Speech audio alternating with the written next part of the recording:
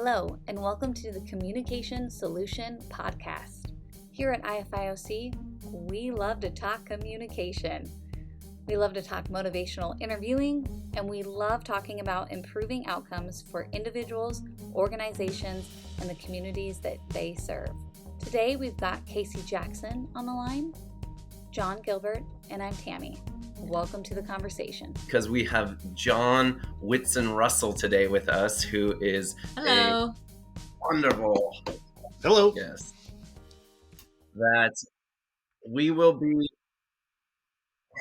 yes, all the way from across the pond. So we want to hear more about you, John, as a fellow mentee here. Hello. And a very funny person and all sorts of things to explore with you today. So I know you have some ideas of what to get into, and Casey, you have some questions for him. So I'll let you guys get into it, but I just wanted to say thank you, John, for being here, and we got a lot to dig into. So if you wouldn't mind, Casey or John, start us off with what you would like to get into. Well, I'm just going to start off with just welcoming John here. He just we haven't spent tons of time together, but the time we've spent together, it just feels like a dear friend to me. He hosted me when I was over in the UK doing training on the MICA. After I developed the MICA, John and a couple other mentees from Ireland and Scotland and England had reached out, part of the UK mentees, and said, hey, tell us about this MICA thing. And so we did kind of a Skype conversation around it. And they're like, hey, do you want to come over here and do a training? And so I did a little tour over there, and John was my shepherd to keep me from wandering off and getting lost in the English countryside. So, and then of course we had to imbibe in a couple of, I had to understand what really pub life was like. So, and he was so accommodating. That's all I can say is he was very accommodating to show me what pub life was like. And Scotch eggs, which I'd had before once. And so I went off my vegetarian bent and dove in face first into a handful of varieties of Scotch eggs. Yes. It was worth every single bite. I've got to say that as well too. So John, I just want people to know what, I think we all get obsessed with motivational interviewing. We're all kind of MI geeks. What brought you into motivational interviewing? I mean, to give people a little bit about your background, but what got you into motivational interviewing? Well, Casey, thank you. And I want to thank you, John and Casey and Tammy for such a really nice introduction and for welcoming me to your podcast. I'm so grateful to be here and in amongst amazing company.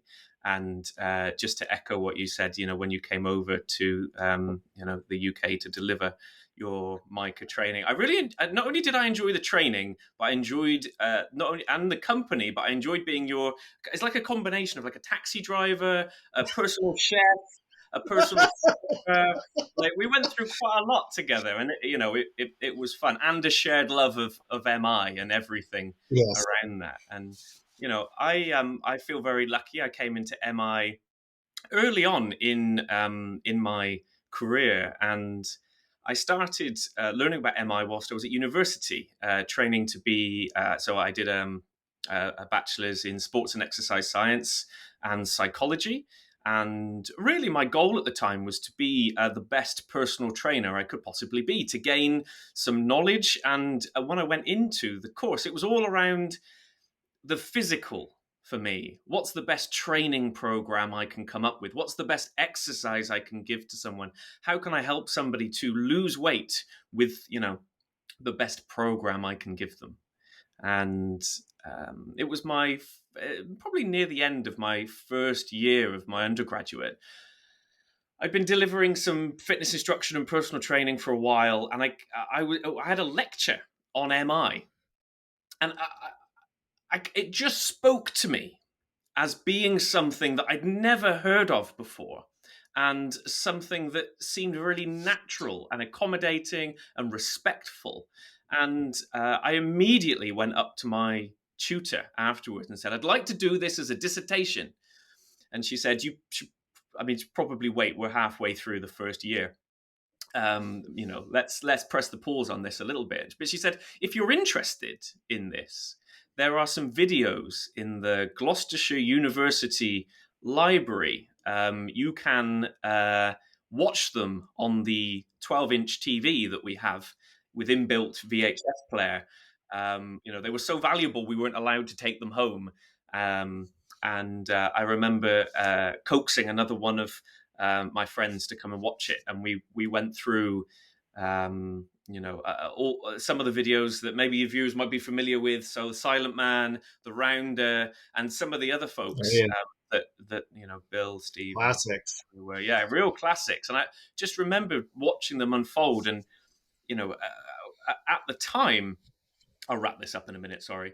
At the time, having had clients in the personal training gym I was working at, I was thinking, it's me that's the problem, not them. A third of people were getting great results. They were losing weight. They were getting fitter, feeling healthier. A third of people were doing, a little bit of it. They were getting a little bit fitter, feeling a bit happier, losing some weight. And a third of people were just ignoring everything I was saying. And I thought, well, it can't be me. I'm delivering the same thing. Mm-hmm. And through that work, it made me realize that I needed to change my approach. So that's kind of how I fell into it. Love it. I love that. Yeah. That's a great example. Yeah. Wow. It was an odd moment. So what brings you up to where you're at now? I mean, it's fascinating for me, just since you and I got to connect on kind of a professional level and a personal level. So I, have a little bit of an eye that follows part of your trajectory with motivationally and just professionally. Where are you at now, and what are you kind of involved in, and how you're trying to expand your knowledge and spread the word? Well, you are a self-described MI geek, and yes. I would probably put myself in that geek nerd category for MI, behavior change, just fascinating, and trying to build it into every level of what I'm trying to do. And my roles morphed from being a personal trainer into a National Health Service health trainer. We were called at the time a health coach. So employed by the National Health Service to see people one-to-one and in groups to help people to make behavior change around lifestyle. And working with people, from all different backgrounds, all different walks of life, and really enjoying that aspect of the delivery, but wanting more responsibility. And really, that pathway in the career at the time, the responsibility was through team leadership, management, and that's the kind of path I followed. And I moved around the country doing various different roles, managing healthy lifestyle services. And what I found was the kind of crisscross between MI and leadership. I was starting to put more of my MI into one-to-ones, into supervisions, into not like inspiration, but in helping draw out from my team where they wanted to go with people. And as someone who hates being told what to do, it kind of fitted with my mold quite well. And so I was lucky enough to get a role in Gloucestershire as the Director of Healthy Lifestyles for the county. And recently, last week, I've started a new role in my organisation as the Director of People, Progress and Positivity to spread. Whoa! I know, right? I'm so excited. I just want to pause on that title, the Director of People, Progress, and Positivity. Yeah. I'll tell you what, I would have sought you out because I just figured, John, that's where your picture would line up. If there was that job description, they just have a picture of your shiny little face right next to that job description. So I just think they put that in there, and then you just happen to show up and they go, this is the guy that we actually built the job for. Yeah, well, yeah. I'm humbled to hear that, Casey. Thank you. I'm so excited about it, and I feel so privileged to have a role where we can build a culture like I've tried to build within the county of England that I work within. And my goal with the team, it's a relatively small team. It's a team of 20. And my goal was to instill an MI culture, a behavior change culture of autonomy and purpose, and self-fulfillment. And through that, we've got positivity, we've got progress, we've got purpose, and we're performing really well. And the organization I work for has recognized that and wants to spread that across the organization, and to try and integrate that into our leadership philosophy, I suppose. You I know what love I that. love about that, John, is I remember years and years ago when I was minted in '08, and one of the first conferences, the first forums I got to go to was in San Diego. Yeah. And I remember I was doing work with organizations. I mean, that's why when I started my company, it's the Institute for Individual and Organizational Change, because I was connecting those dots. And I remember one of the Mm, main speakers, who wasn't a Minty, mm, said that, well, yeah, your method of communication is phenomenal. It's great for what it does, but it's not really designed for organizational settings. And I'm scratching my head thinking, well, I've been using it in organizational settings yeah, for the last couple of years. So it's very fascinating that you don't think it fits in organizational settings. yeah. But I always, you can see this evolution in motivational interviewing, like with the lead group and Mm, in the world, that so many people are looking at motivational and leadership and integration in that. And I just think that I, I, I think that if you're in the geekdom like we are, I don't know how you can continue to explore and not start to see systems impact Oh yeah. and look at just basic structures.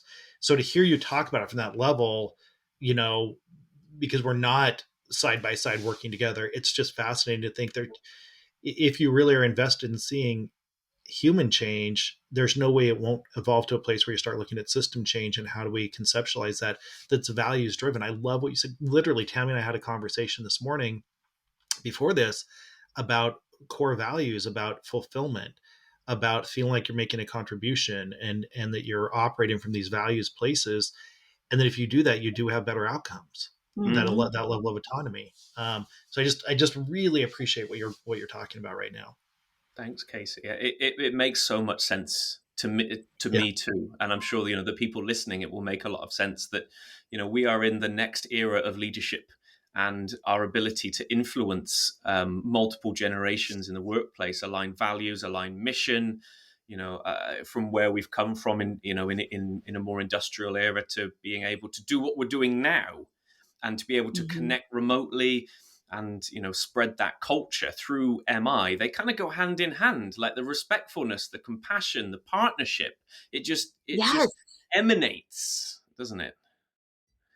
But what I'm really interested in, and you said it's an individual level that adds up. It's cumulative interest that just builds and builds into something far greater, far bigger than we are personally. And that ability as a leader to step back and to be the one that takes all the failure, but not be the one that takes the credit, because that if other people take the credit, they'll see that happening and they'll be more likely to give it away. And it's like when someone smiles at you and you smile, and then you smile at someone else, or someone does a random act of kindness for you and you feel like you want to pass that on. And Yeah. I feel like that's where we're going with this next evolution of leadership. um you know that's Well, and what I like about that too, tying it back into, you just look at things fundamentally shift when people are making decisions based on their values instead of just trying to get to the accomplishment or the performance indicator. And not that we negate those or that we circumvent those indicators, because they're important, the outcomes are important. mm, But when things are propelled by values driven individuals within a values driven organization, how can you not have positive outcomes from that? absolutely. And that to me, it just fundamentally shifts the culture within an organization. And that to me is just, and that we have metric. That's my obsession with coding and coaching, like developing the Micah. It has to do with, there is a rubric, there's a structure where we can get feedback. So it's not just kumbaya and hold hands and like each other. That there is metrics behind how do we get better and better at this individually and collectively. And that's where my brain just starts to get blown. It's just like, this is just phenomenal that we can be so values driven and see improvements in the culture of our organizations and in the products and the people that we serve get better. Mm. That's why I love the title of your job. I'm just blown away by the title of your title. I think we talked about it being a role. There's so many conversations around what the role might be. We knew that this role was important, and that it's not just, like you said, a kumbaya kind of, happiness role. That it's you are a, and I know there are great roles and people do such good work as things like happiness officers, but we were really keen for this to be, because without getting into happiness, like happiness is a state at the time, and if your goal is happiness, you're never going to be happy. Yeah. So actually, can we work on what this positivity looks like? There is always a way to do this. And the thing that I'm really interested in is, how do you, like, we're talking quite top level, you talk about mission and values and direction and that, and all of that is so important. But look, how do you drill that down to what does it look like when you're talking to a customer? What does it look like when, particularly, like, I'm really interested in how you have difficult conversations with people in an MI way. And so, before I have any difficult conversation with either a member of a team or anybody, I ask myself, like, how can I be compassionate in this situation? How can I, work in partnership with this person? How can I accept what they say? And how can I evoke the best from them? And then, either walk into the meeting or press that little video button that, and then they'll pop up. Like, how can we do that? But so that's one side of it. That's how you approach it. But then how do you have, and how does MI connect with having a really difficult conversation with somebody about performance? Yes. How can we get the best out of somebody when, the KPIs and the metrics and everything else aren't there, or people aren't up to the standard that we think they're capable of? And how do you do that in a respectful way? And that's kind of what I'm really interested in at the moment. I think that's fascinating. There was a project I was working on, and they wanted to see if I had a perspective on updating their annual performance evaluation process. And for me, it links into exactly what you said. I said, what it'll come down to is how much does leadership believe in their own vision statement? And are you supporting your staff to enact the mission statement? And then we're going to start your performance evaluation is, why did you take this job? What about this fulfills you? And in what ways have you feel like your behaviors aligned with that in the last year? In what ways do you feel like you would want to up your game so you can be the missionary for what our vision and values are in a way that supports you? And that is, I don't know how you get to a more functional empowerment perspective that is structured, where you can actually come up with measurable identifiers for what support do you need to become the most exceptional employee that enacts this vision. You're the missionary in our vision statement. And what do you need to be the best missionary you can be with our mission statement to enact the vision that we're looking for? That to me is such a beautiful structure for a performance evaluation. Yeah. And would it be helpful if you got some feedback about how other people see your performance, and how do you assess your performance first, and then who do you respect in this organization that you'd like to see what their perspective is on? I mean, that just is it's a comprehensive, supportive, person-centered way of supporting autonomy while keeping vision clear. And this is where I'm really curious of, Casey, of course, your perspective. You and I have geeked out on this a bit more, but and it's so different. John, you especially, when you think about really cool. what your experiences have been in leadership, and you think about Milo and some of the other MI and leadership things kind of out there, I'm wondering how you fit this, because Casey, you were just getting at this internalness from the person that's very much aligned with, the MI spirit, that's very much aligned with self-determination theory. And then, John, you were talking about having conversations where you can see something in someone, that there's this capability of more. And there seems to be a there as well, almost like you have more in you, almost like an affirmation sort of thing.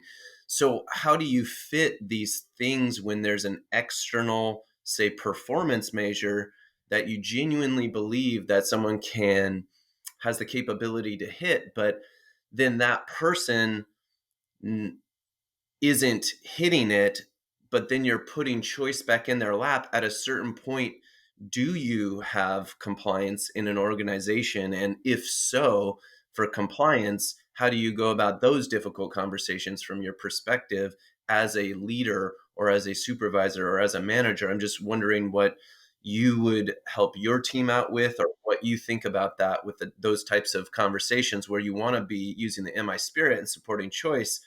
And there is a capability, but there are certain things that maybe due to the way the organization is structured that have to get done by that role. How would you go about that, or what are your thoughts for any of you on that?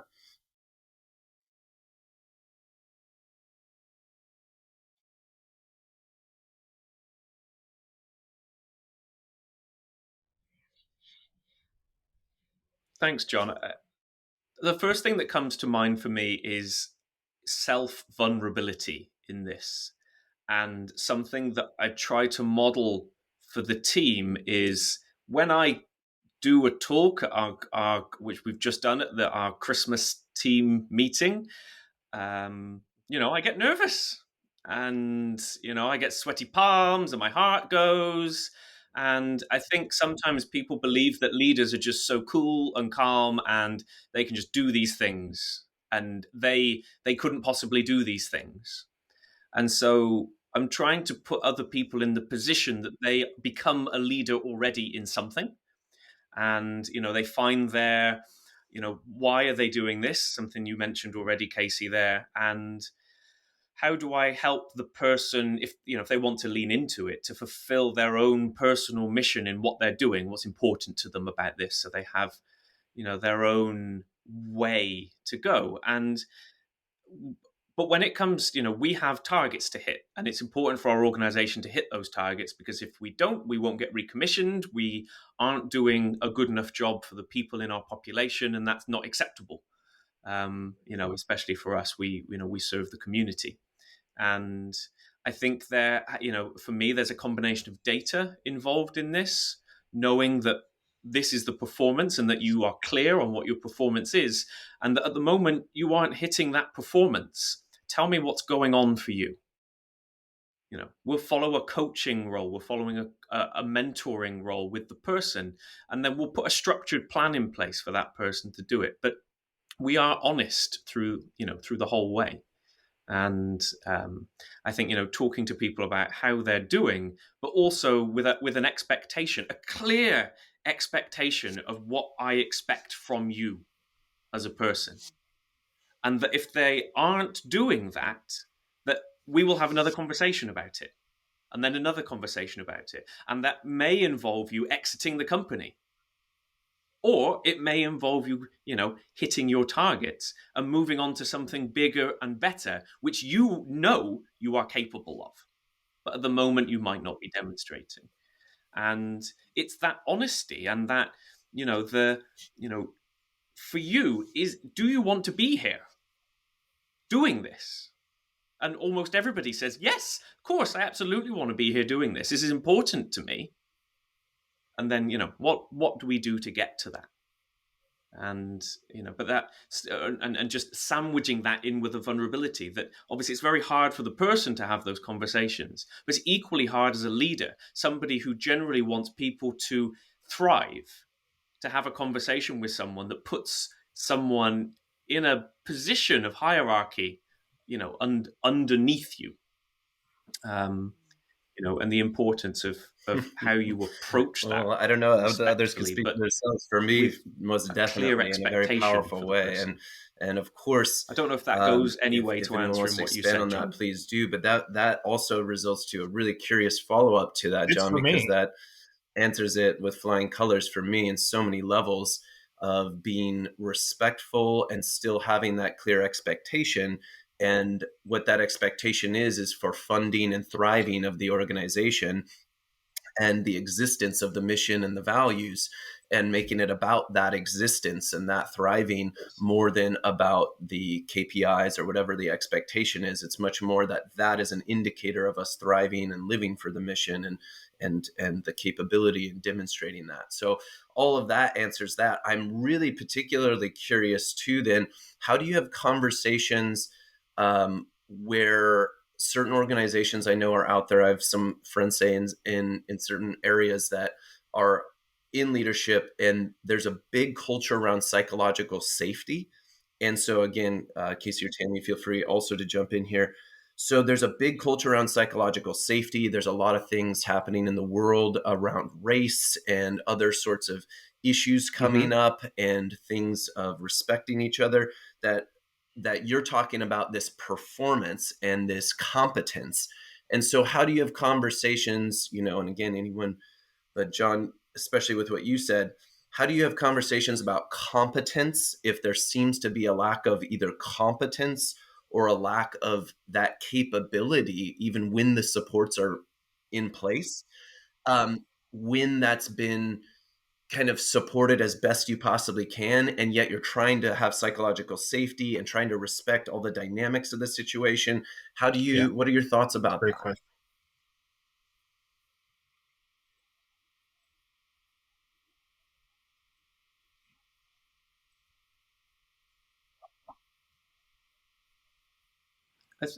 Would you mind if I just say what's front of brain for me now? And just, I think if there's a lack of competence, it indicates a lack of confidence. And I think when I'm identifying with folks, especially new people coming into the organization, you have people who have been here for quite a long time, and it's intimidating. People don't want to speak up. They don't want to say what's on their mind. And actually, those people, the ones that are coming in, are the ones that are going to be better able to notice. And we know that a length of service in an organization doesn't predicate your ability to achieve. And so the psychological safety aspect of it, I have a lot of one-to-one meetings with team to try and build that confidence in people. And there's a few people specifically, if they're interested in learning about MI, that's what we're talking about. And we're talking about the things that are most challenging for them, so whether it's complex reflections, whether it's how do you anchor the 4 processes in your conversations, for example. How do we start to build that through a coaching conversation with people? But also, how do you specialize? So I'm trying to say, well, you know more about something than everybody else here. And it's about finding out what that is. And so whether it's somebody who might co-train with me delivering an MI session, somebody who might look to do a talk on diabetes management or the stages of change model, or we work in smoking cessation. So if you have a specific expertise in vaping or whatever it is, I'm trying to cultivate that mastery in a specific topic for each person in the organization, so they feel confident and competent that other people will go to them when they're unsure. And so it's like that building of each other in a way. Every time someone says, "Oh, could you just help me with this?" You're kind of aligning your expertise. And so by building people's confidence, my belief is that it builds their competence. I love that. The one thing that I'd add to that as well, to link to it, is building off what we were talking about earlier with organizational or leadership in motivational interviewing. I think it also lends itself to our hiring practices as well. Because sometimes we do it out of desperation if the competence isn't there. And I think in this day and age currently with hiring, trying to find workforce to hire, I think those are things that are really important as well too. Yeah. And so what I look at is in your hiring practices, it's part of the organization should be looking at competence. And even if competence is low, but the person really believes, this is what I love what John, you're talking about, even if confidence is low, but they have a competence there, or competence is low and confidence is high, then it's the role or the responsibility of the organization to make sure they're cultivating that professional, because it's part of our duty in any organization is to also evolve a workforce as well too. So I love the individual nuance you're talking about for the individual. And then I think organizationally, we do need to be more savvy in our hiring practices. And once we hire, how are we developing in a way that's non-traditional? I know in American government, it's just not a very nice way that they do annual evaluations. They know that they're not going to get fired. They know that it probably doesn't have much to do with anything when they write down their performance evaluations, and it leads to mediocrity. And this, what we're looking at is how do we keep evolving towards our vision, mission, and values, and build confidence and competence in a workforce, not just for ourselves, but if that professional goes on to another organization, that we contribute to the growth of the field as a whole. So I mean, they're just, again, it's that individual and organization and structural level that I think is just absolutely fascinating, and that we have a method of communication that's and measurable. For me too, what that wraps around is to know what that this Casey, is partly you were getting just us to where we saying, want to go, individually on and this collectively. massive hiring That's level what ties from us the all very together. get-go. What's the culture we're hiring in? And then Love John, what you talked about at the beginning, then there might be conversations about high confidence, low, at least demonstrated competence to have in the ways you talked about in the beginning of feedback and having conversations and supporting it at a certain point. Then you either can or can't continue supporting. And the more you have that baked into your culture, and the more that is an objective measure with data, the easier it is to explore that, but still with the MI spirit. So that to me wraps it all the full way around of thinking about, as a leader, what's the culture I'm creating and how am I going about those conversations? So anyhow, that was really quite comprehensive. And at the same time, I want to keep talking with you, John, but I know we're also coming up to our time. Yeah.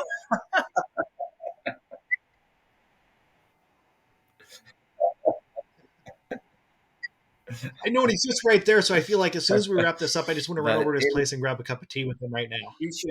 It's snowing where I'm at, so it's just unlimited. You're all welcome. I love it.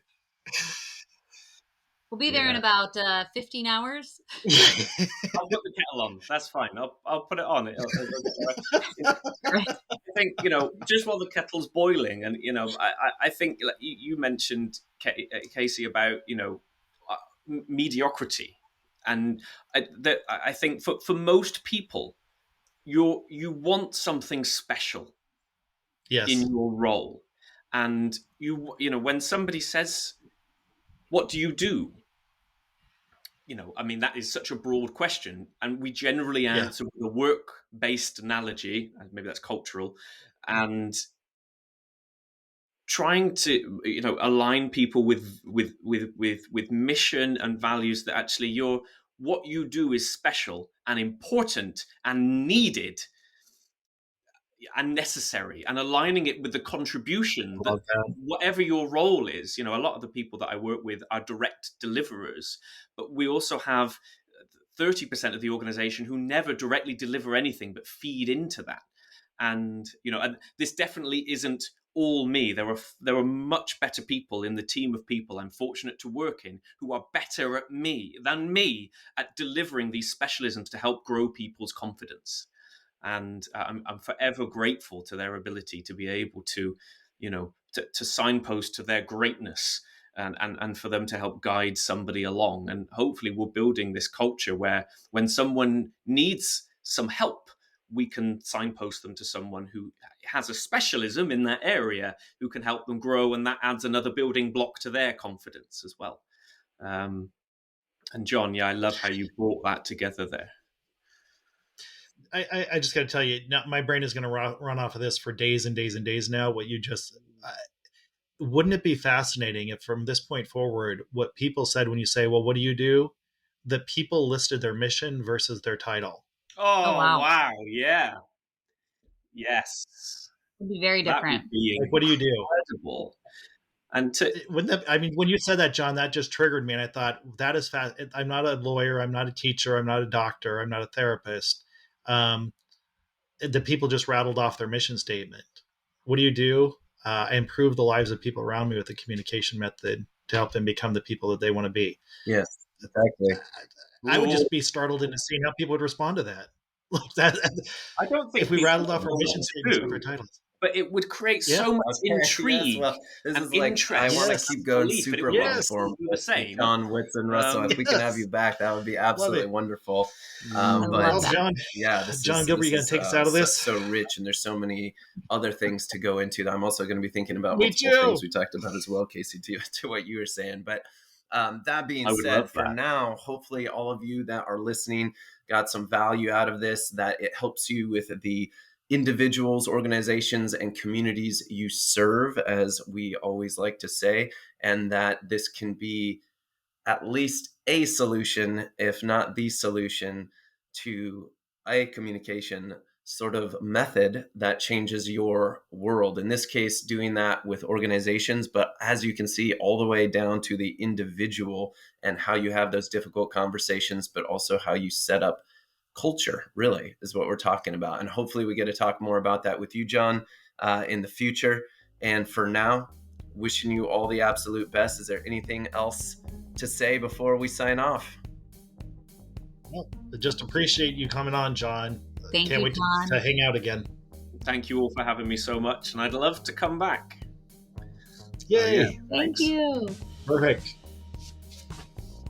Thank you for listening to the Communication Solution Podcast. As always, this podcast is all about you. So if you have questions, thoughts, topic suggestions, ideas, please send them our way at casey@ifioc.com. That's CASEY@ifioc.com. For more resources, feel free to check out ifioc.com. We also have a public Facebook group called Motivational Interviewing Every Day. We have an amazing blog, and we have lots of communication tips on our website. In addition to all these amazing resources, we do offer online public courses on our website on motivational interviewing and effective communication strategies. Thanks for listening to the Communication Solution by IFIOC.